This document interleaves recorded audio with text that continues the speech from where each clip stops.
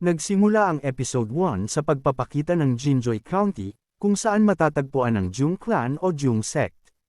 Sa eksenang iyon, isang doktor ang sinusuri mabuti ang isang bagong silang na sanggol. Matapos kapain ang pulso nito, nakumpirma niyang buhay ang bata. Ang sanggol na iyon ang magiging pangunahing tauhan ng kwento, si Jean.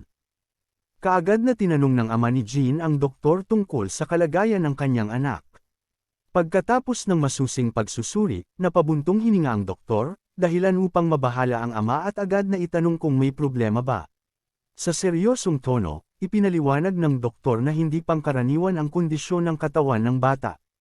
Ayon sa kanya, nagtataglay ito ng isang napakabihirang katangian na maaaring maging dahilan upang hindi na ito mabuhay pagdating sa edad na 20.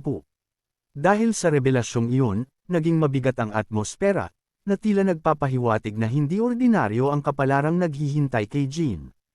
Pagkarinig nito, agad na sinabi ng ama ni Jean na marahil ay iyon na talaga ang itinakda ng tadhana, dahil namatay ang ina ng bata nang ito ay isilang. Sinabi pa niyang tila, kinain, ng sanggol ang sariling ina, kaya hindi na siya nagtaka kung isinilang itong may masamang kapalaran. Gayunman, mariing tinutulan ng doktor ang ganoong paniniwala. Bilang isang taong naniniwala sa medisina at agham, ipinaalala niyang hindi nararapat sisihin ang isang bagong silang na sanggol sa isang trahedyang wala naman itong kontrol. Ngunit nanatiling matigas ang ama ni Jean.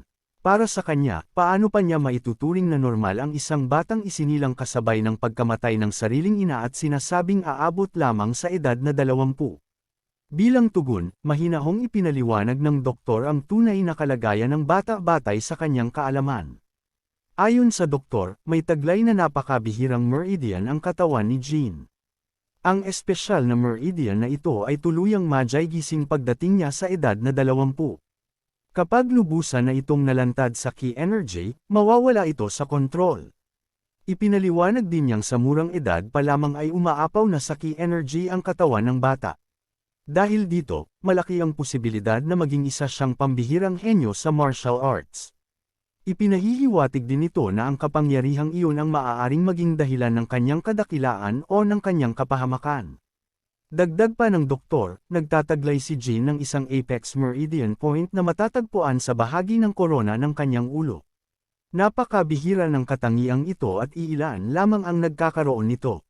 Kapag ganap itong nagising, magiging napakalakas ng enerhiya nito hanggang sa unti-unti nitong sirain ang sariling katawan ni Jean.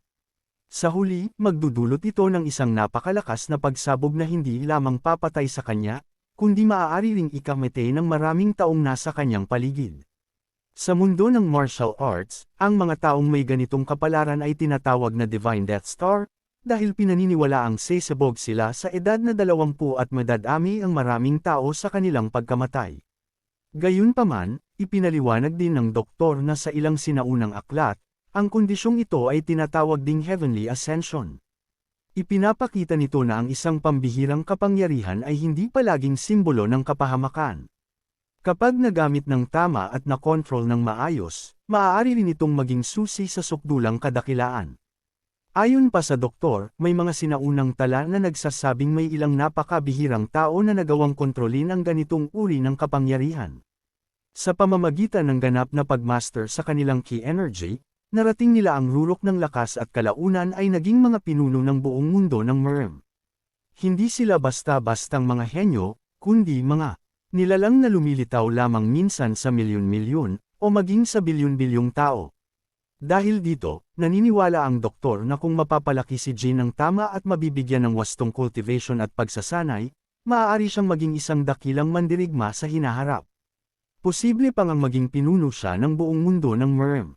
Sa puntong iyon, ipinakita ng doktor na ang kinabukasan ni Jean ay hindi lamang nakasalalay sa kanyang kapalaran, kundi pati na rin sa paraan ng kanyang pagpapalaki at paggabay. Subalit hindi pa rin nagbago ang pananaw ng ama ni Jean. Para sa kanya, ang bata ay isa lamang isinumpang nilalang na naging dahilan ng pagkamatay ng kanyang asawa at nakatakdang mamatay sa edad na 20 habang nadadamay ang marami pang inosenteng tao. Pagkatapos nito, tumayo ang ama ni Jean at tahasang sinabi sa doktor na para sa kanya ay isa lamang sumpa ang batang iyon. Dahil dito, labis na nagalit ang doktor at sinabihan siyang nakalulungkot isipin na ang isang ama mismo ang unang humusga at tumawag na isinumpa ang sarili niyang anak, kahit kakasilang pa lamang nito sa mundo. Gayunpaman, nanatiling matigas ang ama ni Jean.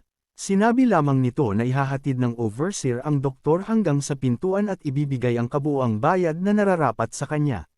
Bilang tugon, sinabi ng doktor na wala siyang nakikitang saysay na ipagpatuloy pa ang paliwanag dahil malinaw na hindi naunawaan ng ama ang nais niyang iparating. Dahil dito, umalis siya ng galit at tumangging tanggapin ang anumang bayad. Habang papalayo, hindi niya maiwasang isipin na kung ang batang iyon ay isinilang sa isang demonic sect, malamang ay magiging isa itong makapangyarihang demon god. Kung sa isang righteous sect naman siya lumaki, kung saan pahahalagahan ang kanyang talento, naniniwala ang doktor na maaari sana siyang maging pinuno ng buong mundo ng Merm. Posible pa nga umanong maabot niya ang posisyon ng emperador ng China. Sa halip, napunta siya sa isang ama na itinuturing siyang isang sumpa. Kaya ang tanging maaasahan na lamang ng doktor ay balang araw ay makahanap si Jean ng sariling paraan upang makontrol ang kanyang kapalaran at malampasan ang nakatakdang pagsubok sa kanyang ika-20 taon. Ipinapakita ng eksenang ito na hindi ang kapangyarihan ang pinakamalaking hadlang ni Jean, kundi ang kakulangan ng paniniwala mula mismo sa kanyang pamilya. Pagkatapos nito, lumipat ang kwento makalipas ang humigit kumulang 15 taon. Sa panahong iyon, mas lalo nang lumaki at umunlad ang Jung family. Isang pagtitipon ang idinaos ng pinuno ng pamilya, kung saan naroon ang kanyang 2 anak na lalaki. Dumalo rin ang asawa ng panganay, ang kanilang anak na babae, pati na rin ang isa pang anak na babae ng pamilya. Habang nakataas ang kanyang tasa, sinabi ng ama na umaasa siyang sa susunod na pagkakataon ay mas magiging dakila pa ang kanilang pamilya. Ang dahilan ng pagdiriwang ay dahil ang kanyang ikalawang anak ay natanggap na sa Jungnan sect at malapit nang magsimula roon bilang disipulo. Naniniwala silang kapag natapos nito ang pagsasanay, babalik ito bilang isang makapangyarihang martial master at magdadala ng malaking karangalan sa kanilang angkan. Isa-isang binati ng buong pamilya ang ikalawang anak bilang pagbati sa kanyang tagumpay. Maging ang kanyang kuya at nakababatang kapatid na babae ay masayang nagbigay ng kanilang pagbati. Pagkatapos nito, hinikayat ng ama ang lahat na itaas ang kanilang mga tasa upang sama-samang ipagdiwang ang masayang okasyong iyon. Ngunit napansin ng panganay na anak ang isang bakanteng upuan. Matapos tingnan ito, tinanong niya ang kanyang ama kung bakit hindi pa dumarating si Jean at kung inimbitahan ba ito sa salo-salo. Ipinaliwanag ng ama na inutusan niya si Jean na manatili sa training ground upang magpatuloy sa kanyang pagsasanay. Sinabi pa niyang sadyang ipinagbawal niya itong dumalo sa pagtitipon. Nagulat ang panganay na anak at hindi niya maintindihan kung bakit ganoon ang naging desisyon ng kanilang ama. Ipinaalala niyang isang pagtitipon iyon ng buong pamilya, kaya nararapat lamang na naroon din si Jean. Ngunit nanatiling matigas ang ama. Ayon sa kanya, wala umanong lugar ang isang isinumpang bata sa isang masayang pagdiriwang. Naniniwala siyang ang presensya ni Jean ay magdadala lamang ng malas at sisira sa kanilang kasiyahan. Dahil sa mga salitang iyon, natahimik ang buong pamilya. Walang sino man ang naglakas loob na sumagot, at lalo lamang naging malinaw kung gaano kalalim ang pagtatangi ng ama laban kay Jean. Matapos ang eksenang iyon, ipinakita si Jean sa sarili niyang silid. Habang ang buong pamilya ay nagsasaya, tahimik naman siyang nakatuon sa kanyang cultivation. Ginagamit niya ang martial arts technique ng kanilang pamilya bilang pundasyon at unti-unti niya itong pinapahusay upang makalikha ng isang ganap na bagong teknik. Ginagawa niya ang lahat ng iyon dahil batid niya ang katotohanang isa siyang Divine Death Star. Alam niyang kung wala siyang magagawa upang baguhin ang kanyang kapalaran, mamamatay siya sa oras na sumapit ang kanyang ika-20 kaarawan. Dahil dito, buong puso niyang inilaan ang sarili sa pagsasanay, umaasang makakahanap siya ng paraan upang mapahaba ang kanyang buhay. Ipinakikita ng bahaging ito na sa halip na sumuko sa itinakdang kapalaran, pinili ni Jean na lumaban gamit ang sarili niyang pagsisikap. Habang patuloy siyang nagtitipon ng napakalaking ki energy, bigla niyang naramdaman na matagumpay niyang nalampasan ang isang mahalagang breakthrough. Dahil dito, labis siyang natuwa at sinabi niyang sa wakas ay natapos na niya ang bagong bersyon ng martial arts technique ng kanilang Jing family. Isa itong teknik na siya mismo ang lumikha matapos ang mahabang panahon ng pag-aaral at eksperimento. Ayon kay Jean, sa tulong ng bagong teknik na iyon ay hindi lamang niya napalakas ang kanyang katawan, kundi naikumpres din niya ang lahat ng kanyang mga kalamnan hanggang sa maabot ang halos sukdulang pisikal na kondisyon. Dahil dito, malaki ang itinaas ng kanyang pisikal na lakas. Gayunpaman, hindi pa rin siya sigurado kung sapat na ba iyon upang mapahaba ang kanyang habang buhay. Alam niya na sa mundo ng martial arts, may isang kilalang panuntunan na nagsasabing sa bawat breakthrough patungo sa mas mataas na antas ng cultivation, humahaba rin ang buhay ng isang martial artist. Dahil dito, umaasa siyang baka iyon na ang unang hakbang upang mabago ang kapalarang matagal nang nakatakda para sa kanya. Habang nag-iisip, naalala ni Jin ang nangyari noong una niyang naisip na pagbutihin ang martial arts technique ng kanilang pamilya. Noon, lumapit siya sa kanyang nakatatandang kapatid at ipinaliwanag na pinag-aaralan niyang baguhin at pagandahin ang kanilang dynamic art. Sinabi rin niyang nakagawa siya ng isang bagong martial arts technique na mas mahusay kaysa sa orihinal. Sa halip na purihin siya, mahinahong sinabi ng kanyang kuya na mali ang kanyang ginagawa. Ipinaliwanag nitong hindi sapat ang simpleng pagbabago ng martial arts technique upang madagdagan ang kanyang habang buhay. Bilang tugon, sinabi ni Jin na nagawa na niyang makamit ang isang breakthrough gamit ang bagong teknik. Gayunpaman, pinakiusapan siya ng kanyang kuya na huwag ipagsabi kan-inuman ang tungkol sa bagay na iyon. Nagtaka si Jin at tinanong kung hindi ba niya dapat sabihin kahit sa kanilang ama. Sumagot ang kanyang kuya na huwag niya itong ipaalam sa kanilang ama at maging sa iba pa sa pamilya. Makikita rito na kahit nag-aalala ang kanyang kuya para sa kanya, alam nitong maaaring hindi maganda ang magiging reaksyon ng pamilya kapag nalaman nila ang ginawa ni Jin.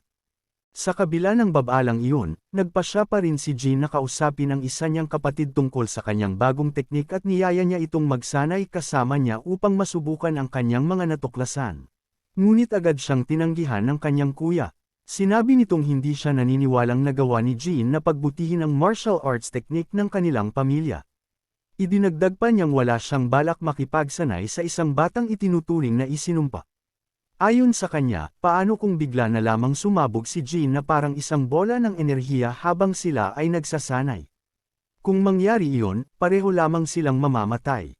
Matinding dagok ang naging epekto ng mga salitang iyon kay Jin. Gayunpaman, hindi pa rin siya sumuko. Nagpunta siya sa kanyang ama upang ipaliwanag ang kanyang nagawa at umaasang mauunawaan nito ang kanyang layunin. Sa halip na makatanggap ng papuri, galit na galit ang kanyang ama. Sinabi nitong hindi dapat isipin ni Jin na isa siyang martial arts saint na may kakayahang baguhin ang espesyal na martial arts technique ng kanilang angkan.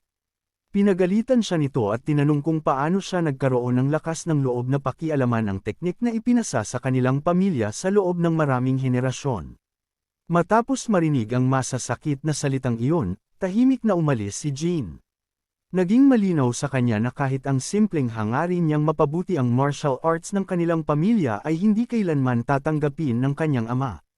Gayunpaman, ang katotohanan ay matagumpay na niyang nabago ang kanilang teknik at nakamit pa ang isang bagong breakthrough.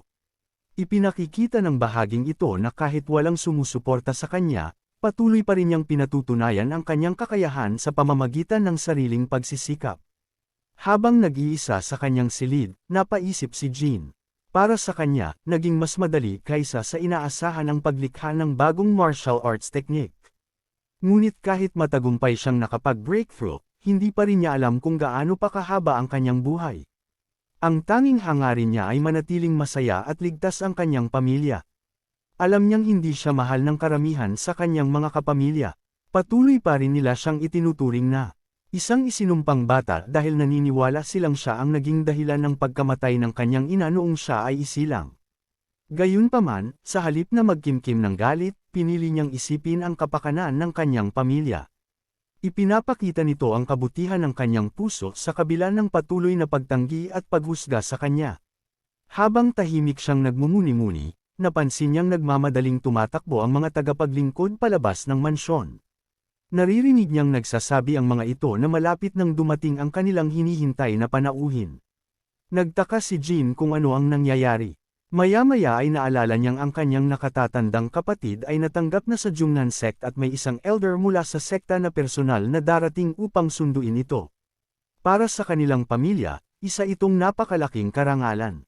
Ipinaliwanag rin niya na ang Jungnan sect ay kabilang sa pinakamakapangyarihang sekta sa 9 Great Clans, katulad ng Mount Hua sect. Tulad ng Mount Hua, kilala rin ang Jungnan sect sa lakas at impluwensya nito, at itinuturing na kapantay ng isa sa pinakamalalaking sekta sa mundo ng Merm. Dahil dito, nais din sana ni Jin na makita ang mga master na darating mula sa sekta. Gayunpaman, dumating ang overseer dala ang direktang utos ng kanyang ama at sinabi nitong hindi siya maaaring umarap sa mga panauhin ng pamilya. Sa mahinang tinig, tinanong ni Jin kung napakalaki ba ng kasalanan na namatay ang kanyang ina noong siya ay isilang. Nais lamang niyang malaman kung bakit pati ang simpleng pagharap sa mga bisita ng kanilang pamilya ay ipinagbabawal sa kanya. Mahigpit na sinabi ng overseer na iyon ang utos ng kanyang ama at wala siyang magagawa kundi sundin ito. Matapos marinig iyon, mahinahong sumagot si Jin na mananatili na lamang siya sa kanyang silid. Ngunit nang makaalis ang overseer, lihim na lumabas si Jin. Sinabi niyang titingnan lamang niya ang mga darating mula sa malayo at hindi siya lalapit. Nais lang niyang makita ang mga master ng Jungnan sect na pupunta upang sunduin ang kanyang kuya. Para sa kanya, wala namang masama sa simpleng pagmamasid mula sa malayo, at hindi rin yun malalaman ng kanyang ama. Samantala, nagsimulang magtipon ang mga miyembro ng pamilya sa may tarangkahan habang hinihintay ang pagdating ng mga elder mula sa Jungnan sect. Ramdam sa paligid ang pananabik at paghahanda, dahil ang pagbisita ng isang mataas na elder mula sa ganoong kalaking sekta ay isang pambihirang karangalan para sa kanilang angkan. Maging ang pinuno ng pamilya ay personal na lumabas upang salubungin ang kanilang mga panauhin. Ilang sandali pa, narinig ng lahat ang papalapit na mga yabag. Agad nilang napagtanto na dumating na ang mga bisita. Habang abala ang lahat sa paghihintay, palihim namang nakihalo si Jin sa karamihan upang makita kung sino ang paparating. Maya-maya, isang batang babae ang pumasok kasama ang dalawang elder. Sa unang tingin pa lamang ay kapansin-pansin na ang kanyang kakaibang presensya. Nang tuluyan siyang pumasok sa loob ng bakuran, agad siyang nakilala ng lahat bilang isang Radiant. Sa mundong iyon, ang titulong Radiant ay ibinibigay sa mga Immortal Master, mga taong nagtataglay ng napakahabang, o halos walang hanggan, na habang buhay. Dahil dito, labis ang paggalang ng lahat sa kanyang pagdating. Para sa buong Jung family, isang pambihirang karangalan na isang Radiant mismo ang personal na dumating upang sunduin ang kanilang Young Master. Samantala, tahimik lamang na pinagmamasdan ni Jin ang lahat. Naalala niyang nabasa na niya ang tungkol sa mga Radiant sa iba't ibang aklat, ngunit iyon ang unang pagkakataong makita niya ang isa sa totoong buhay. Habang pinagmamasdan niya ang babae, napansin niyang naglalabas ito ng napakalakas na aura na sapat upang maramdaman ng lahat ang kanyang pambihirang lakas. Ipinapakita ng eksenang ito kung gaano kataas ang antas ng mga Immortal Master kumpara sa mga ordinaryong martial artist. Habang papalapit ang Radiant, mas lalo pang naging magalang ang buong pamilya. Masayang sinalubong ng ama ni Jin ang panauhin at sinabi niyang napakalaking karangalan para sa kanilang angkan ang personal nitong pagbisita. Kasama rin niyang nagpakilala ang kanyang panganay na anak at magalang nilang binati ang panauhin. Bilang tugon, nagpakilala rin ang babae. Sinabi niyang ang kanyang pangalan ay Elshio at isa siyang elder ng Jungnan sect. Humingi rin siya ng paumanhin dahil sa kanilang pagdating ng mas huli kaysa sa inaasahan. Ngunit agad na sinabi ng ama ni Jin na wala silang dapat ipag-alala.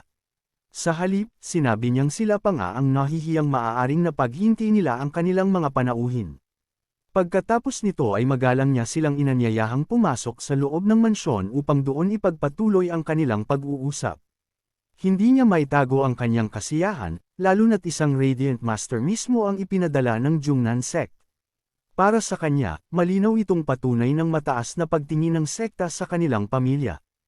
Habang pinagmamasdan ng lahat, napaisip si Jin. Para sa kanya, tunay na kahanga-hanga ang isang nilalang na may halos walang hanggang buhay. Hindi niya maiwasang isipin kung ilang taon na kaya ang edad ng Radiant Master. Samantalang siya ay may natitirang 5 taon na lamang bago dumating ang itinakdang edad ng kanyang kamatayan, ang babaeng iyon ay tila may napakahabang panahon upang ipagpatuloy ang kanyang cultivation. Lalong tumindi ang kanyang handerang mabago ang sarili niyang kapalaran. Habang papasok na ang ama ni Jin kasama ang kanilang mga panauhin, bahagyang huminto si Elshio. Napalingon siya sa gilid at doon niya napansin si Jin na tahimik na nakatayo sa may likuran. Magalang siyang binati ni Jin bago bahagyang yumuko at umatras. Nagtaka si Elshio at tinanong kung sino ang binatang iyon.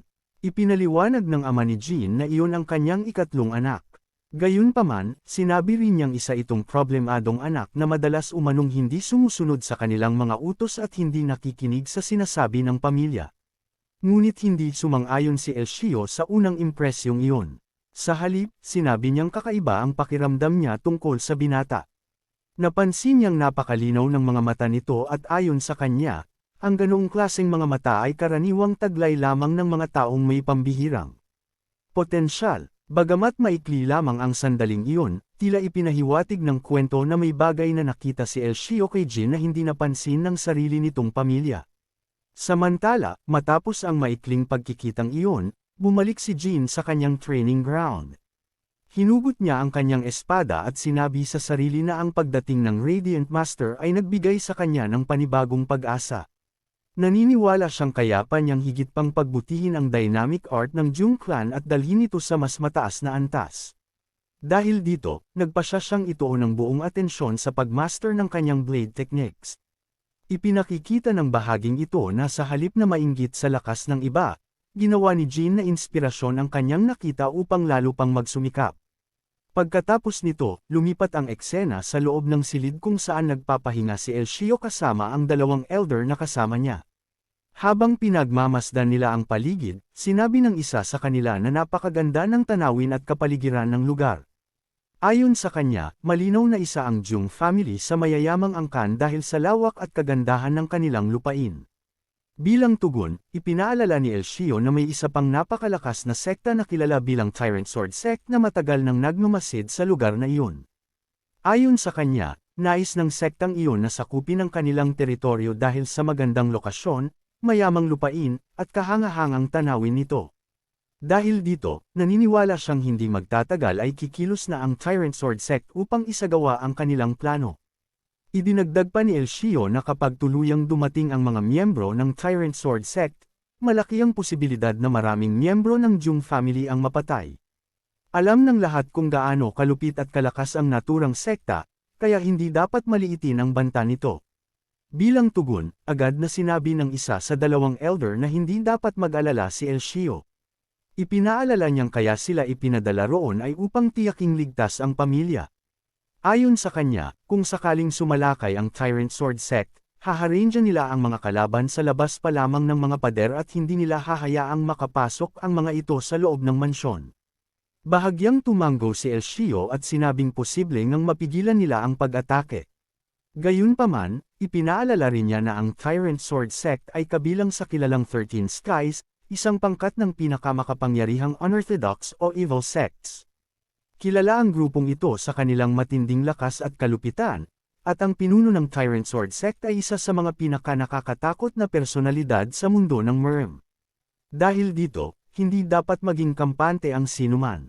Sa huli, inutusan ni Elshio ang kanyang mga kasamahan na manatiling alertos sa lahat ng oras. Ayon sa kanya, maaaring magsimula ang pag-atake anumang sandali.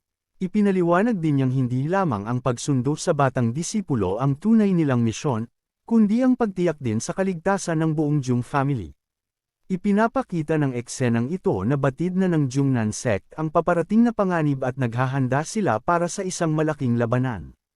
Habang iniisip ang kanilang misyon, muling naalala ni Elshio ang binatang nakita niya sa labas. Hindi pa rin mawala sa kanyang isipan ang napakalinaw na mga mata ni Jean. Para sa kanya, sapat na ang isang tingin upang maramdaman na ang batang iyon ay nagtataglay ng pambihirang talento. Gayunpaman, nagtaka siya kung bakit inilarawan ito ng sariling ama bilang isang problemadong anak at kung bakit hindi man lamang ito isinama sa opisyal na pagtanggap sa mga panauhin. Dahil dito, lalo siyang naging interesado sa tunay na pagkatao ni Jean. Samantala, bumalik ang eksena kay Jean, na tahimik na nagko-cultivate sa kanyang silid. Habang nagpapatuloy siya sa pagsasanay, napansin niyang ang apex meridian point sa kanyang ulo ay nagsimulang magliwanag ng mas matindi. Agad niyang naunawaan na halos ganap na itong nalalantad sa key energy. Napagtanto rin niyang nabuksan na niya ang dalawa pang mas mababang meridian points. Dahil dito, naalala niya ang babalang ibinigay ng doktor noong siya ay sanggol pa lamang. Ayon sa kanyang pagtataya, 5 taon na lamang ang natitira bago tuluyang magising ang kapangyarihan ng Divine Death Star. Kapag dumating ang panahong iyon, mawawala ang kanyang kamalayan, kukunin ng naglalakihang enerhiya ang ganap na kontrol sa kanyang katawan, at haantong siya sa kamatayan. Unti-unting tumigil si Jean sa kanyang cultivation at tahimik na tumingin sa sarili. Hindi niya maiwasang tanungin ang sarili kung isinilang ba siya sa mundong iyon para lamang mamatay. Napaisip siya kung ang buong buhay ba niya ay paghihintay lamang sa nakatakdang wakas. Sa unang pagkakataon, malinaw na nakita ang takot na matagal niyang kinikimkim. Sa kabila ng kanyang matibay na determinasyon, isa pa rin siyang kabataang nahaharap sa isang kapalarang tila imposibleng takasan. Agad siyang tumayo at lumabas ng kanyang silid. Habang tumatakbo, paulit-ulit niyang sinasabi sa sarili na ayaw pa niyang mamatay. Bagamat nagawa niyang pagbutihin ang dynamic art ng Jung Clan, umaasa siyang kahit papaano ay madaragdagan nito ang kanyang habang buhay. Ngunit tila hindi pa rin sapat ang lahat ng kanyang pagsisikap upang mabago ang kanyang kapalaran. Sa mismong sandaling iyon, bigla siyang nakarinig ng malakas na sigawan mula sa malayo. Dahil nakatira siya sa isang maliit na cottage na hiwalay sa pangunahing tirahan ng pamilya, mabilis niyang napansin na ang ingay ay nagmumula sa direksyon ng pangunahing mansyon ng Jung family. Hindi na siya nag-aksaya ng oras. Agad niyang kinuha ang kanyang espada at mabilis na tumakbo patungo sa pinanggagalingan ng kaguluhan. Habang papalapit siya, napansin niyang may kakaibang amoy na unti-unting lumalakas sa hangin. Makalipas ang ilang sandali, natukoy niyang amoy iyon ng sariwang dugo. Habang papalapit ng papalapit, lalo pang tumitindi ang amoy ng dugo. Dahil dito, mas lalo siyang nabahala at pinabilis pa ang kanyang pagtakbo. Pagdating niya sa labas ng pangunahing tarangkahan, napansin niyang may isang misteryosong formation na nakapaligid sa buong lugar. Tila sinadya itong ailatag upang itago sa labas ang lahat ng nangyayari sa loob ng mansyon, kabilang ang mga ingay ng labanan. Hindi nag-atubili si Jean at agad niyang nilampasan ang Mystic Veil Formation. Nang tuluyan siyang makapasok sa loob, isang nakagigimbal na tanawin ang bumungad sa kanya.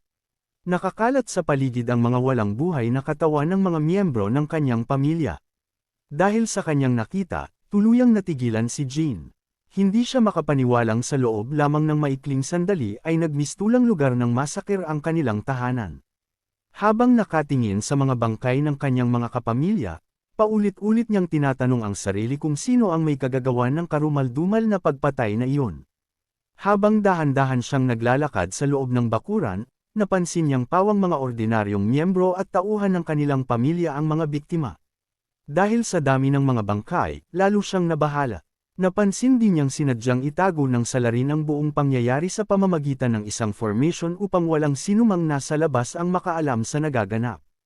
Dahil sa paraan ng pagpatay sa lahat ng naroon, agad niyang napagtanto na ang kalaban ay isang napakalakas na martial artist. Ipinapakita ng eksenang ito na ang pag-atake ay malinaw na planado at hindi basta-bastang isinagawa. Sa gitna ng kanyang pagkalito, bigla siyang nakarinig ng isang tinig. May isang lalaki na nakapansin sa kanya at nagsabing mayroon pa palang isang nakaligtas. Agad, nitong sinabi na siya na ang baalang pumatay kay Jean. Habang papalapit ang lalaki, sinabi nitong kung nanatili lamang si Jean sa pinagtataguan nito, baka nakaligtas pa siya. Ngunit dahil kusang loob siyang lumabas, wala na raw siyang pag-asang mabuhay. Mula naman sa likuran, isa pang lalaki ang nagsalita. Sinabi nitong kung sabik na ring mamatay ang bata, wala nang dahilan upang patagilan pa ang lahat. Ipinaalala rin niyang ang tunay nilang misyon ay lipulin ang buong Jung family, kaya wala silang planong mag-iwan ng kahit isang buhay na saksi. Tahimik na tinitigan ni Jean ang mga kalaban bago siya dahan-daang tumayo. Samantala, isang kalbong lalaki ang lumapit sa kanya at sinabing malas lamang ang kanyang kapalaran dahil kusa siyang naglakad papunta sa kamatayan. Idinagdag pa nitong huwag sisihin ang sinuman sa mangyayari sa kanya. Pagkatapos sabihin iyon, nagtipon ang kalbong lalaki ng ki energy sa kanyang palad at agad na sinubukang salakayin si Jean gamit ang isang palm strike. Ngunit bago pa man tumama ang pag-atake, mabilis na iniunat ni Jean ang kanyang kamay at hinawakan ang braso ng kalaban. Sa isang iglap, mahigpit niyang pinisil ang gitnang bahagi ng braso nito. Dahil sa napakalakas niyang puwersa, agad na nabali ang buto ng kalaban. Naipakita rito ang resulta ng matinding pagsasanay ni Jean. Sa nakaraang bahagi ng kwento, nabanggit niyang matagumpay niyang napaunlad ang kanyang katawan sa sukdulang antas. Bagamat naikumpres ang kanyang mga kalamnan, lalo namang lumaki ang kanyang pisikal na lakas. Dahil dito, sapat na ang isang kamay upang baliin ang buto ng kanyang kalaban. Dahil sa matinding sakit, bumagsak sa lupa ang kalbong lalaki habang malakas na sumisigaw. Nabigla rin ang iba pa niyang kasamahan. Hindi sila makapaniwalang nagawa ng isang binata ang ganoong kalaking pinsala sa isang iglap. Pagkatapos nito, mariing tiningnan ni Jean ang grupo at galit na tinanong kung sino sila at kung bakit nila pinaslang ang kanyang pamilya. Dahil sa kanyang tapang, sabay-sabay ding bumunot ng kanilang mga espada ang mga kalaban habang tinatanong kung sino siya. Bilang tugon, buong tapang na ipinakilala ni Jean ang kanyang sarili. Sinabi niyang siya ang ikatlong anak ng Jung family. Pagkatapos nito, galit niyang tinanong kung paano sila nagkaroon ng lakas ng loob na paslangin ang kanyang mga kapamilya. Bilang tugon, buong tapang na ipinakilala ni Jean ang kanyang sarili. Sinabi niyang siya ang ikatlong anak ng Jung family. Pagkatapos nito, galit niyang tinanong kung paano sila nagkaroon ng lakas ng loob na paslangin ang kanyang mga kapamilya, agad na naghanda ang mga ito upang salakayin siya. Bago pa man tuluyang makalapit ang grupo, muling tumayo ang kalbong lalaki na kanina lamang ay nabalian ng braso. Punong-puno ng galit, sinugod nito si Jean habang nagmumura at ginagamit ang natitira niyang kamay upang magsagawa ng panibagong pag-atake. Gayunpaman, nanatiling kalmado si Jean. Sa isang mabilis na galaw, iniikot niya ang kanyang espada patalikod at tinamaan ang leeg ng kalaban. Dahil sa bilis at katumpakan ng kanyang atake, agad na napugutan ng ulo ang kalbong lalaki at namatay ito sa mismong lugar. Kasunod nito, walang pag-aalinlangang sumugod si Jean sa natitirang mga kalaban.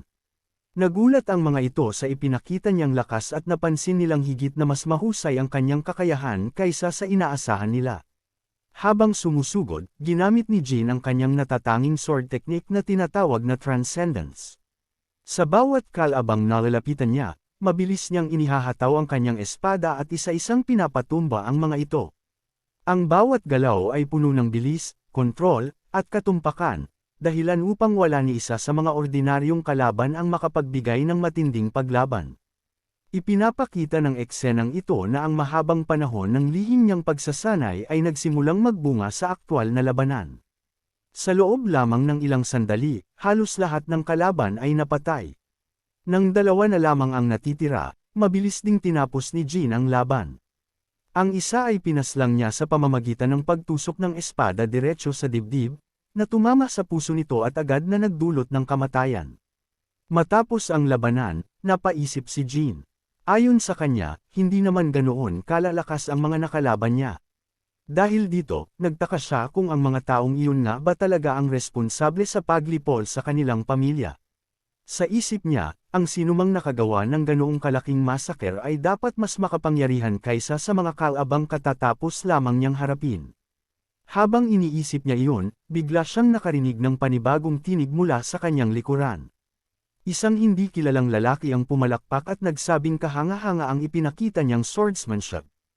Ayon dito, mahusay niyang naipamalas ang kanyang martial arts sa pamamagitan ng madaling pagpatay sa mga mahihinang kalaban. Kasabay ng mga salitang iyon, isa pang grupo ang lumitaw. Kapansin-pansin na iba ang kanilang kasuotan kumpara sa mga naunang kalaban, na nagpapahiwatig na hindi sila kabilang sa parehong organisasyon.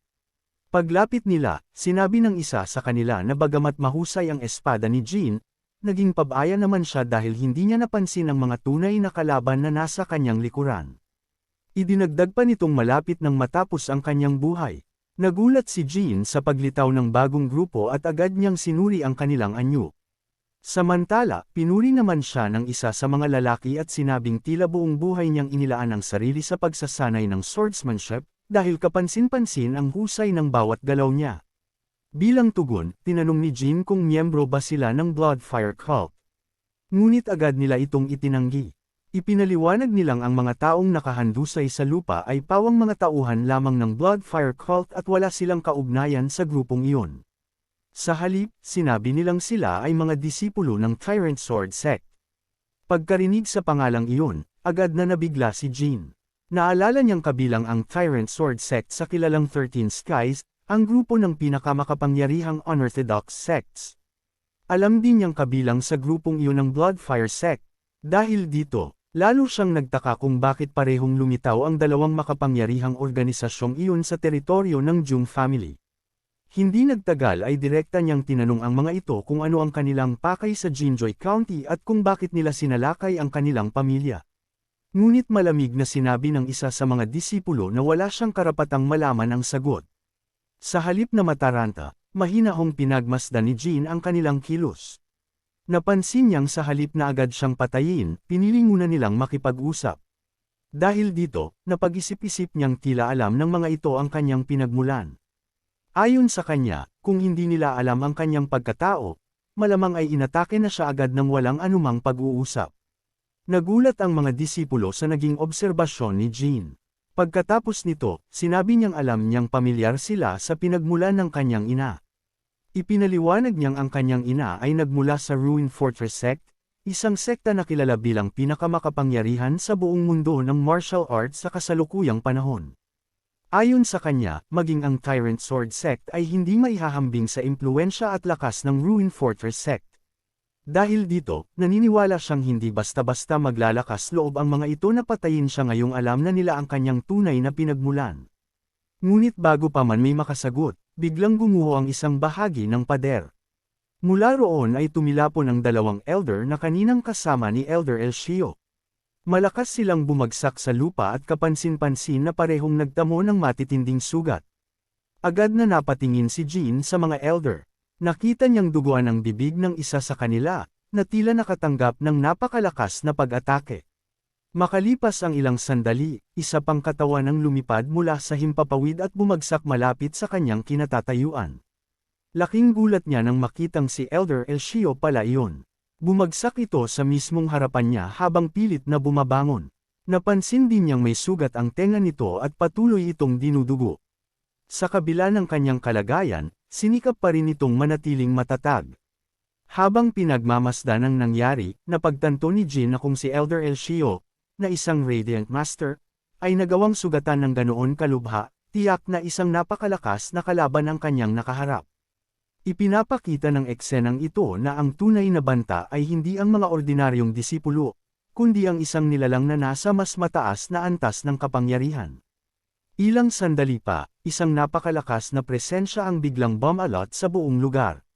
Kasabay nito ay lumitaw ang isang misteryosong master mula sa itaas. Paglapag pa lamang nito ay agad nitong pinakawalan ang napakalakas na pressure na nagpabigat sa paligid.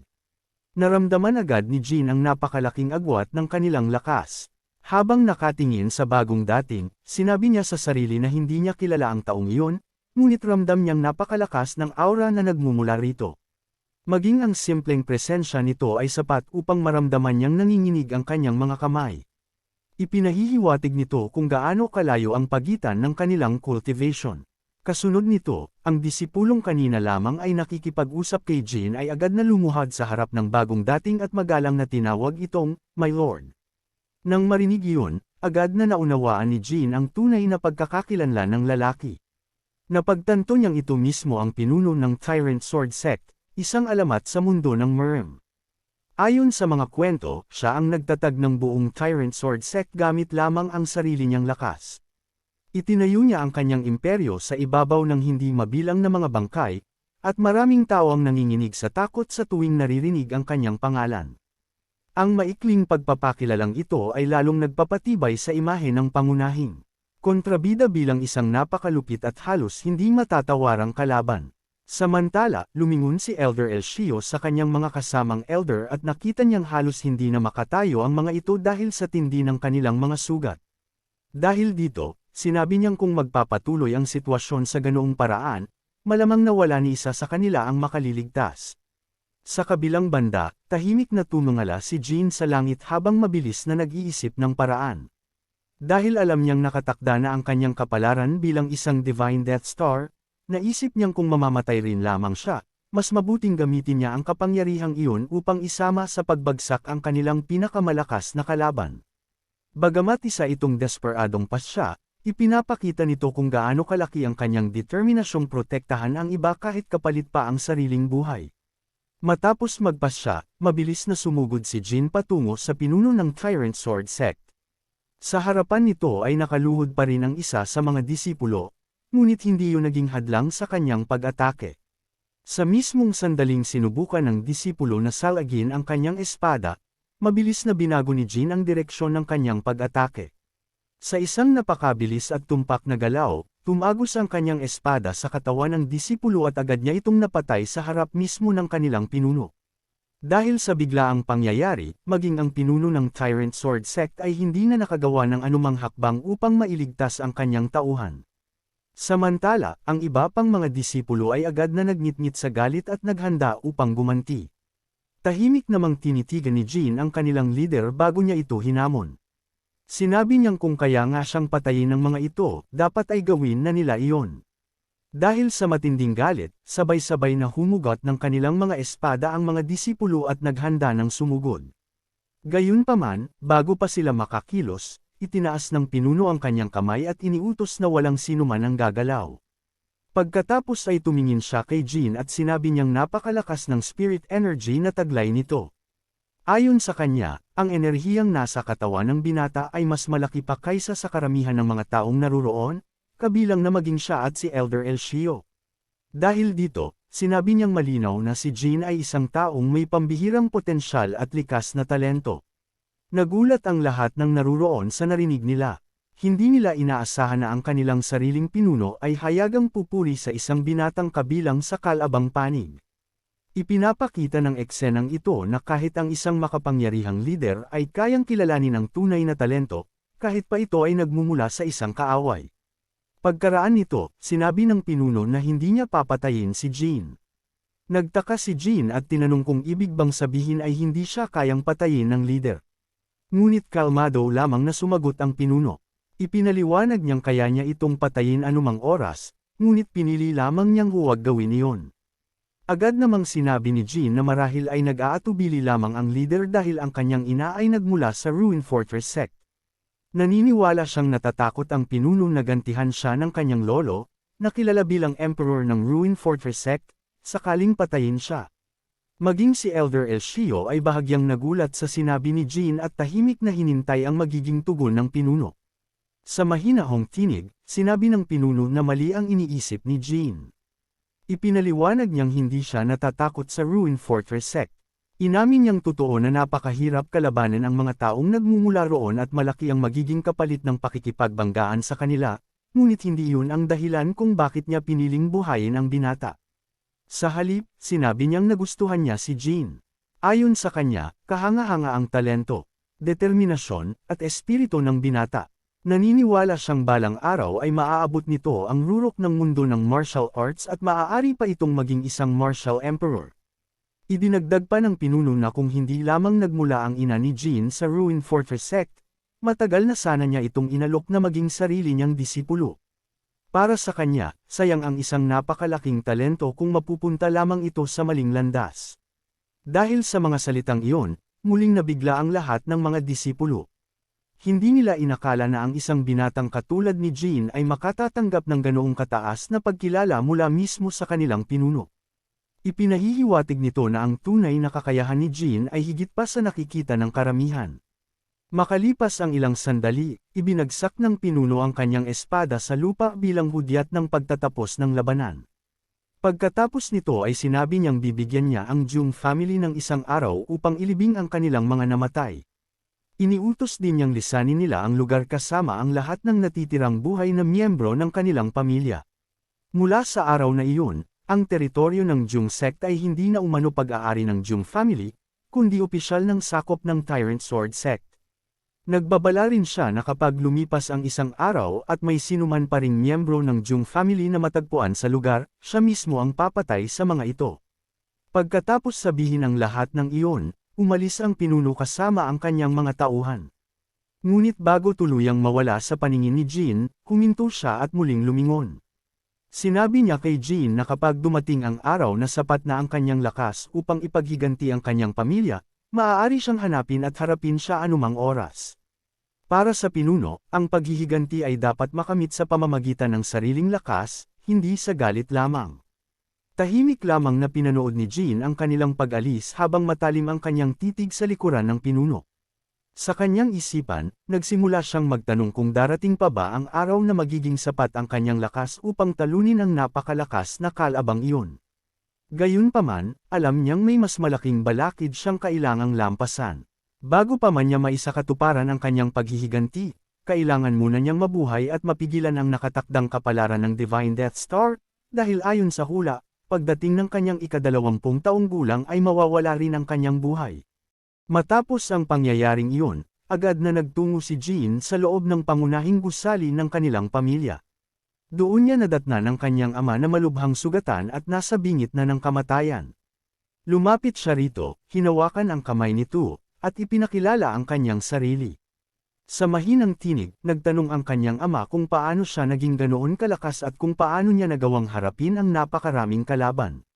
Bilang tugon, ipinaalala ni Jean na noon pa man ay sinabi na niyang napabuti niya ang dynamic art ng Jung Clan sa pamamagitan ng sarili niyang pananaliksik at mga pagbabago. Nagulat ang kanyang ama sa narinig.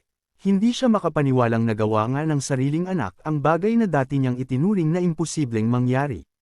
Dahil dito, muling ipinakita ang alaala noong unang sabihin ni Jean ang tungkol sa pagbago niya sa martial art ng kanilang pamilya. Sa nakaraan, mariing tinanggihan ng ama ang kanyang sinabi. Pinagalitan pa niya si Jean at ipinahayag na imposible para sa isang batang itinuturing niyang isinumpa na baguhin ang sagradong martial art ng kanilang angkan. Maging ang ideyang makalilikha ito ng bagong martial art ay hindi niya pinaniwalaan noon. Pagbalik sa kasalukuyan, unti-unting napuno ng pagsisisi ang ama ni Jean. Napagtanto niyang totoo pala ang lahat ng sinabi ng kanyang anak. Aminado siyang hindi lamang nito napahusay ang martial art ng kanilang pamilya, kundi nakalikha pa ng isang ganap na bagong teknik. Ipinahihiwatig ng eksenang ito na huli na niyang naunawaan ang tunay na halaga ng talento ni Jean. Sinubukan ni Jean na pakalmayin ang kanyang ama at sinabi niyang wala na itong dapat alalahanin. Gayunpaman, hindi napigilan ng matanda ang kanyang emosyon. Habang umiiyak, sinabi niyang ipinagmamalaki niyang ang sarili niyang anak ang nakalikha ng isang pambihirang martial art. Naniniwala siyang kung nabigyan lamang niya noon ng suporta si Jean, malamang ay mas maaga pa sana nitong naabot ang pagiging isang dakilang martial artist at maaaring maging isang martial sage sa hinaharap. Habang lumuluha, same time siyang humingi ng tawad kay Jean. Inamin niyang nabigo siyang kilalanin at alagaan ang talento ng sariling anak. Dahil sa matinding pagsisisi at sa tindi ng kanyang mga sugat, tuluyan na siyang nalagutan ng hininga. Nanatiling tahimik si Jean sa tabi ng kanyang ama matapos itong pumanaw.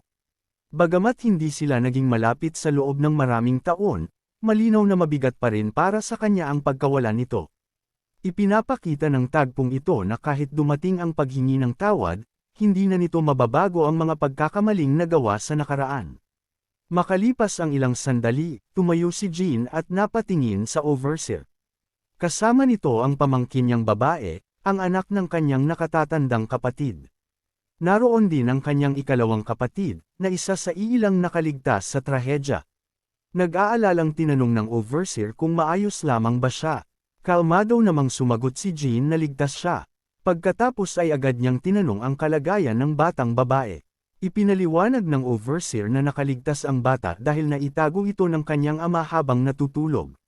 Dahil dito, hindi siya natagpuan ng mga umatake. Gayunman, sinabi rin nitong pinasok ng mga kalaban ang silid at napatay ang ina ng bata. Pagkatapos nito, nagtanong ang overseer kung saan na sila pupunta at kung ano ang susunod nilang gagawin ngayong wala na silang tahanan. Bilang tugon, lumingon si Jean sa kanyang nakatatandang kapatid. Ipinaalala niyang nakatakda na itong sumama sa Jongnan sect. Dahil dito, iminungkahi niyang isama na rin ang batang babae.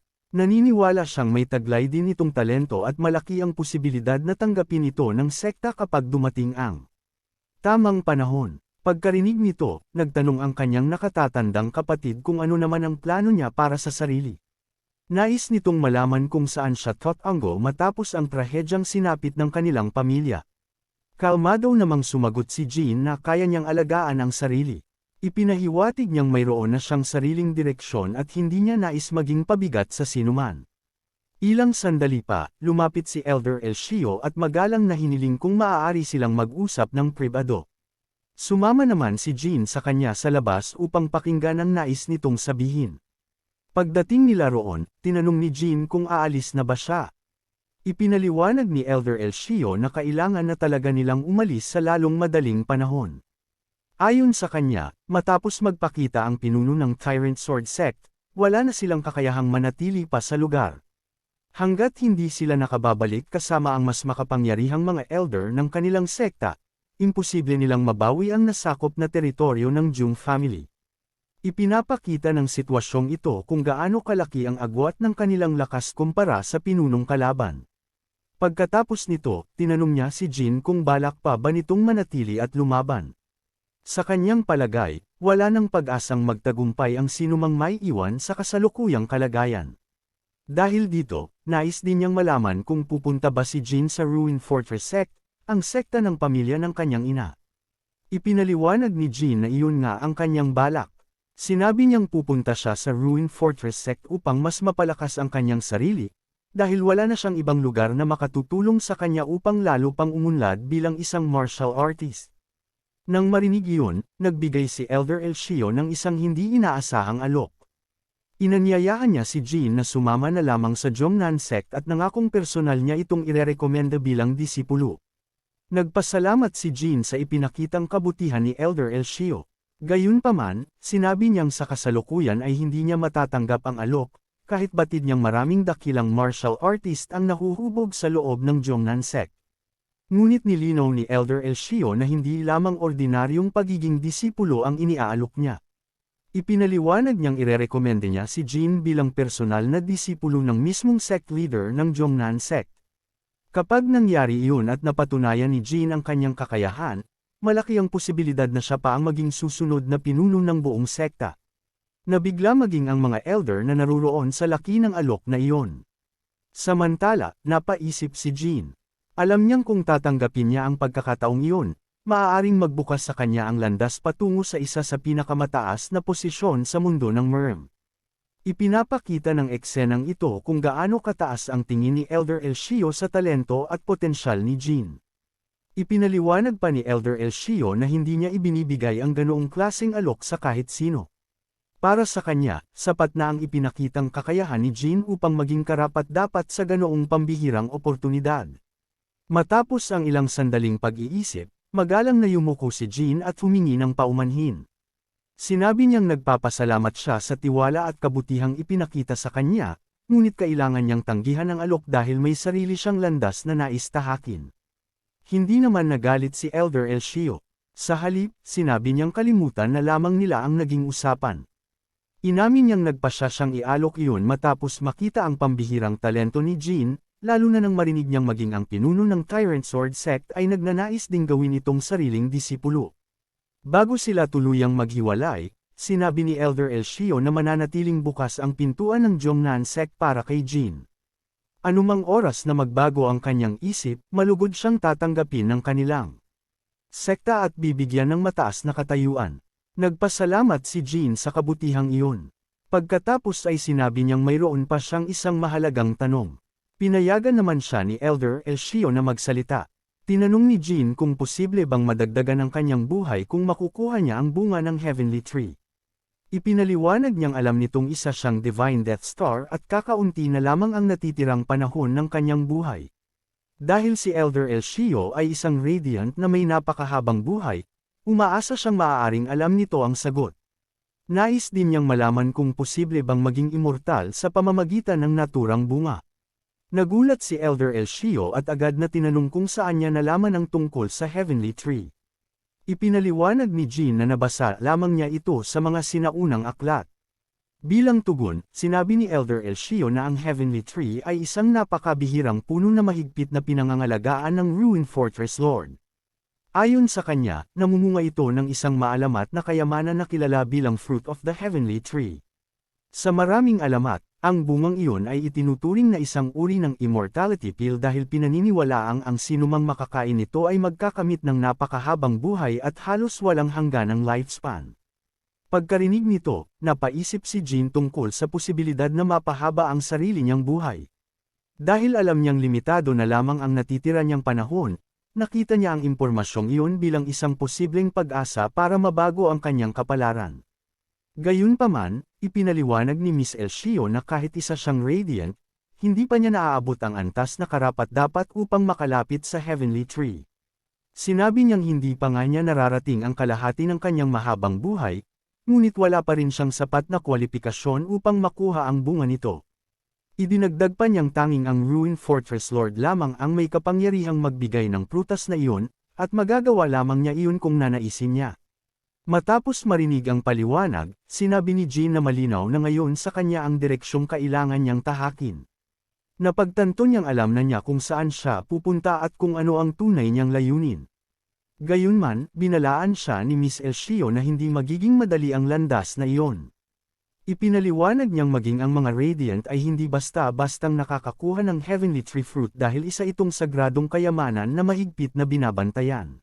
Sa kabila nito, nanatiling determinado si Jean. Sinabi niyang wala na siyang ibang pagpipilian. Kung nais niyang mabuhay, magkaroon ng pangalan sa mundo ng martial arts, at makuha ang Heavenly Tree Fruit, handa siyang gawin ang lahat ng kinakailangan upang maabot ang layuning iyon. Narinig iyon ni Miss Elshio at buong puso siyang binati ng good luck. Sinabi niyang umaasa siyang magtatagumpay si Jean sa kanyang napiling landas. Idinagdag din niyang kailangan na niyang bumalik sa kanilang sekta upang ipaalam sa mga nakatataas ang trahedyang sinapit ng Jung Clan. Pagkatapos nito, inutusan niya ang dalawang elder na sina Cliffblade at Void Hand na manatili muna roon upang tulungan ang Jung Clan. Ipinaalala niyang maaari lamang silang bumalik matapos ang kanilang misyon. Matapos ibigay ang kanyang mga tagubilin, tuluyan nang umalis si Miss Elshio. Kinabukasan, ipinakita ang paglilibing ng mga labi ng lahat ng nasawi sa trahedya. Tahimik na nagbigay galang si Jean sa kanyang ama at sa iba pang miyembro ng kanilang pamilya bago siya lumapit kina Master Cliffblade at Master Void Hand. Nagpasalamat siya sa dalawang elder dahil hindi nila iniwan ang kanilang pamilya sa pinakamahirap na sandali ng kanilang buhay. Bilang tugon, sinabi ng mga elder na itinuturing na rin nilang bahagi ng sarili nilang pamilya ang Jung Clan. Inamin din nilang labis nilang pinagsisisihan na nabigo silang maprotektahan ang pamilya, at mabigat sa kanilang kalooban ang pagkamatay ng ama ni Jean. Ang tagpong ito ay nagpapakita ng kanilang taos-pusong pagsisisi at paggalang sa mga nasawi. Makalipas ang ilang sandali, lumapit ang nakatatandang kapatid ni Jean at tinanong kung totoo bang aalis na ito. Umaasa siyang sasama pa rin si Jean sa kanila. Kasabay nito, humingi rin siya ng tawad sa lahat ng hindi magandang pagtrato niya rito sa nakaraan. Inamin niyang matagal nila itong itinuring na isang isinumpang bata at nakiusap siyang mapatawad siya. Mahinahon namang sinabi ni Jean na wala na siyang sama ng loob. Pagkatapos nito, pinayuhan niya ang kanyang kuya na bagamat hindi ito isang pambihirang henyo, maaari pa rin itong magtagumpay kung magsisikap ng husto. Sinabi niyang pagdating sa Jongnan Sect, kailangan nitong magsanay araw at gabi kung nais nitong mabuhay at balang araw ay muling ibangon ang Jung Clan. Ipinakikita ng payong ito na sa kabila ng lahat ng nangyari, mas pinili ni Jean na ituon ang pansin sa kinabukasan kaysa sa mga pagkakamali ng nakaraan. Buong determinasyong sumang-ayon ang kanyang kuya at nangakong ibibigay ang lahat ng kanyang makakaya upang balang araw ay maibalik ang dating dangal ng kanilang angkan. Hindi nagtagal, lumapit din ang kanyang pamangkin na si Hai. Malungkot nitong tinanong kung maaari bang sumama si Jean sa kanila. Ngunit malumanay na ipinaliwanag ni Jean na hindi na siya maaaring sumama. Sinabi niyang kailangan niyang tahakin ang sarili niyang landas upang tuparin ang layuning itinakda niya para sa kanyang sarili. Bago siya tuluyang umalis, tinanong niya ang overseer kung saan ito pupunta pagkatapos ng nangyari sa Jung Clan. Bilang tugon, ipinaliwanag ng overseer na balak niyang pumunta sa isa sa maliliit na sangay ng Jung Clan na matatagpuan sa Nanjiang. Sinabi niyang patuloy niyang susuportahan ang natitirang mga miyembro ng kanilang angkan dahil itinuturing niyang iyon na lamang ang natitira niyang pamilya. Narinig iyon ni Jean at sinabi niyang naiintindihan niya ang desisyon nito. Idinagdag pa niyang kahit makarating siya sa Ruined Fortress Sect, sisikapin pa rin niyang bumalik paminsan-minsan upang dalawin sila. Sa kanyang isipan, alam niyang kayang alagaan ng overseer ang sarili nito dahil mayroon din itong sapat na pagsasanay sa martial arts. Nagpasalamat naman ang overseer sa kanyang sinabi. Samantala, taos-pusong nagpaalam si Jean sa kanilang lahat at same time na hiniling na sana ipagkalooban sila ng mahaba at mapayapang buhay bago niya tuluyang simulan ang kanyang paglalakbay. Habang pinagmamasdan siyang papalayo, napaisip ang overseer. Ayon sa kanya, iyon ang unang pagkakataong narinig niyang si Jean mismo ang bumati ng mahabang buhay sa iba. Nakalulungkot mang isipin, si Jean ang taong may pinakamaliit na natitirang panahon dahil sa sumpang nagsasabing mamamatay siya sa edad na 20. Dahil dito, tahimik din niyang ipinagdasal na sana'y matagpuan ni Jean ang paraan upang mapahaba ang sarili nitong buhay. Ang maikling tagpong ito ay lalo pang nagpapakita ng kabutihan ni Jean, dahil kahit alam niya ang sarili niyang kapalaran, mas inuna pa rin niyang hilingin ang kaligtasan ng iba. Matapos ang ilang araw ng paglalakbay, dumating si Jean sa Yangjiang, ang rehiyong kinaroroonan ng Ruin Fortress sect. Pagdating niya roon, pumasok muna siya sa isang restaurant upang magpahinga.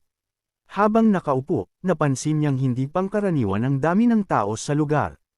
Habang inoobserbahan ang paligid, naisip niyang sa wakas ay narating na rin niya ang lugar na matagal niyang pinupuntirya.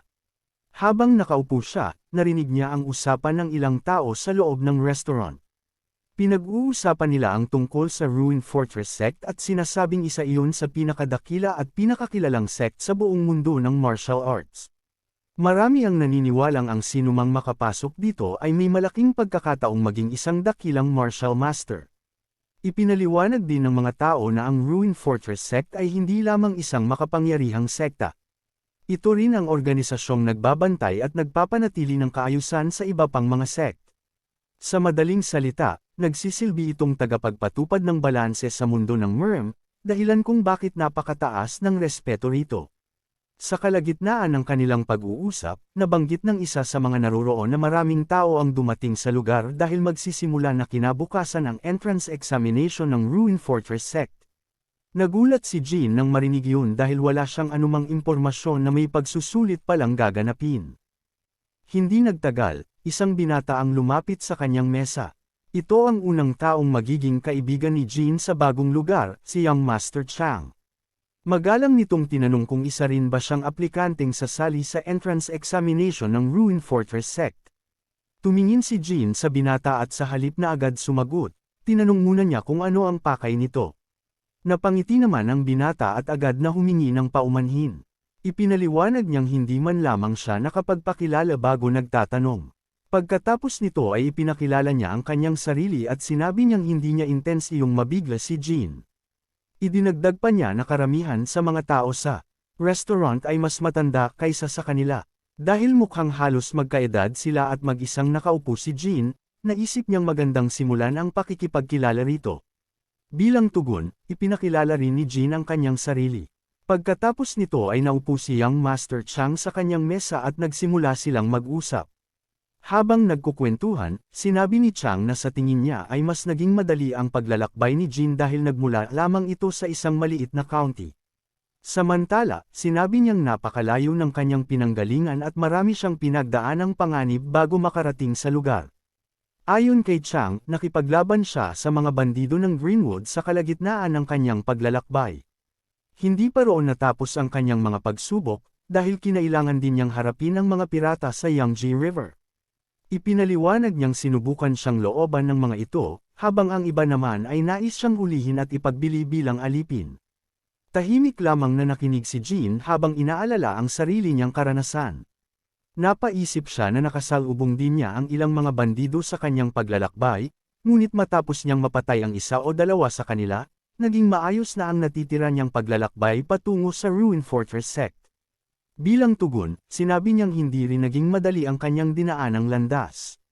Makalipas ang ilang sandali, nagtanong si Chang kung nais ba ni Jean na maging kaibigan niya.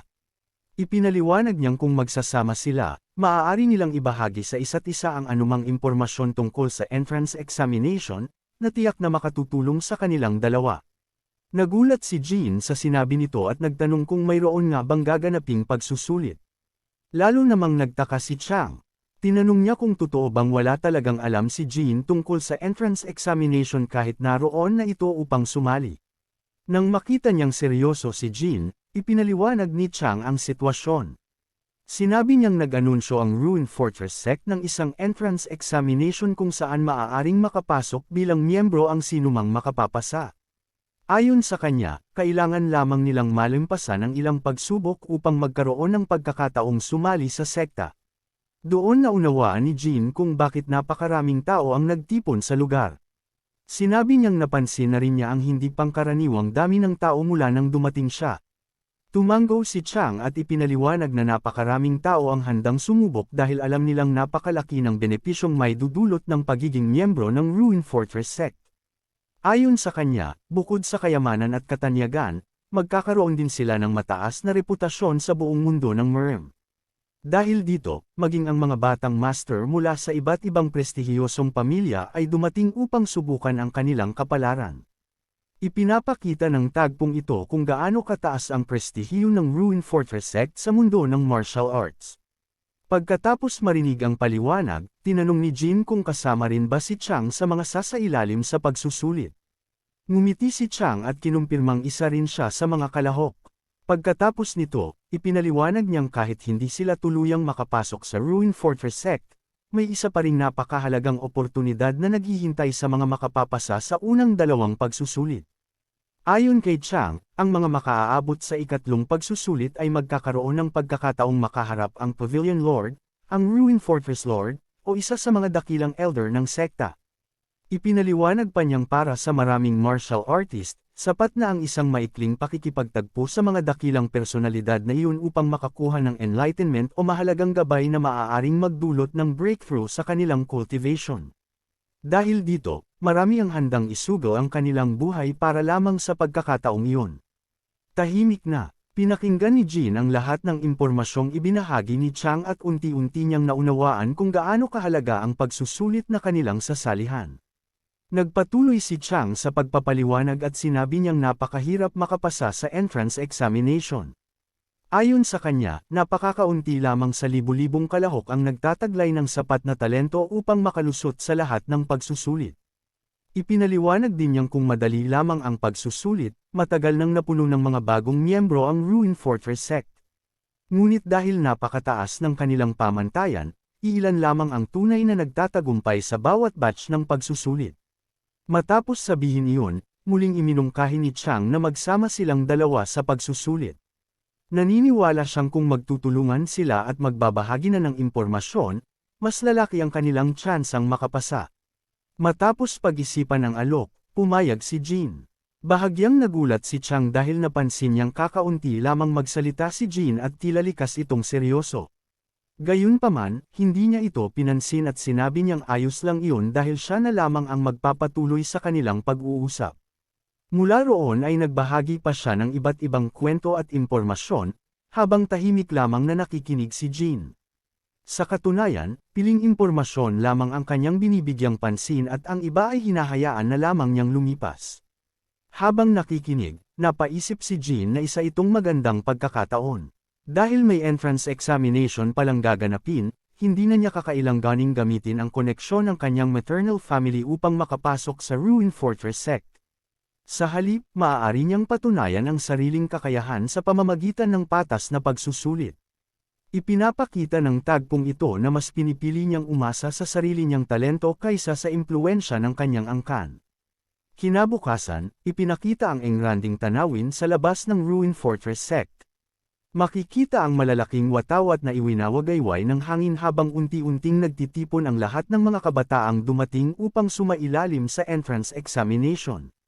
Pagdating sa harap ng tarangkahan, tahimik na pinagmasdan ni Jean ang napakalaking kuta at napagtanto niyang sa wakas ay narating na niya ang lugar kung saan magsisimula ang susunod na yugto ng kanyang paglalakbay.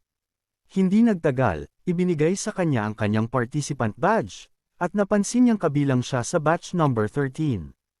Nang makita iyon ni Chang, sinabi nitong napunta si Jean sa batch 13. Kinumpirma naman ito ni Jean habang tahimik na pinagmamasdan ng iba pang mga kalahok na naghihintay ng kanilang turno. Sa harapan ng lahat ay nakatayo ang dalawang elder na siyang mga ngasiwa sa unang pagsusulit. Pagkaraan nito, ipinaliwanag ng isa sa mga elder ang mga patakaran. Sinabi niyang ang unang pagsusulit ay magsisimula na, at ang magiging batayan ng resulta ay ang kanilang number plate.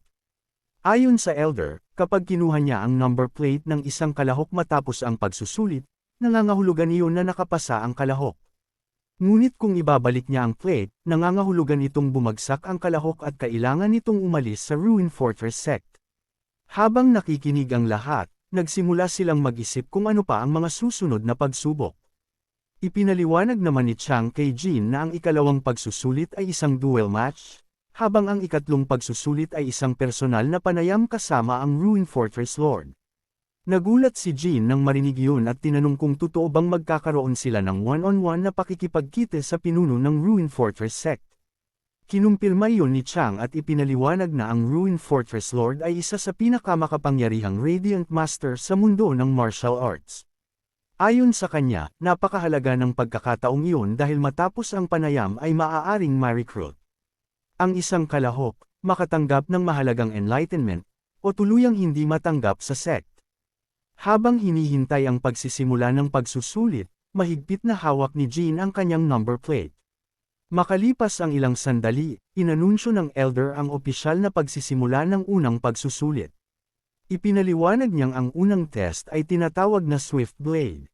Sa pagsusulit na ito, bawat kalahok ay magkakaroon lamang ng isang pagkakataon upang ipakita ang kanilang sword strike. Sinabi pa ng Elder na kung magagawa ng isang kalahok na mapahanga siya sa iisang atake lamang, kukunin niya ang number plate nito bilang tanda ng tagumpay sa unang pagsusulit. Pagkatapos ipaliwanag ang mga patakaran, tinanong ng Elder kung sino ang gustong maunang sumubok. Hindi nag-atubili si Chang at agad na nagboluntaryong mauna. Pinayagan siya ng Elder at bago siya lumapit, nilingan muna niya si Jin. Sinabi niyang ibibigay niya ang kanyang buong makakaya at binigyan din niya ito ng good luck. Matapos iyon, lumakad si Chang papunta sa gitna ng arena at huminto sa harap ng Elder. Kasabay nito, tahimik na naghanda rin si Jin. Sa isip niya, siya na ang susunod na lalahok at nais niyang makita kung paano maaaring mapahanga ang isang Elder gamit lamang ang iisang sword strike. Pagharap ni Chang sa Elder, dahan-dahan niyang pinakawalan ang kanyang aura at inihanda ang kanyang espada. Alam niyang iisang pagkakataon lamang ang ibibigay sa kanya, kaya kailangan niyang ilaan ang lahat ng kanyang kakayahan sa isang perpektong pag-atake.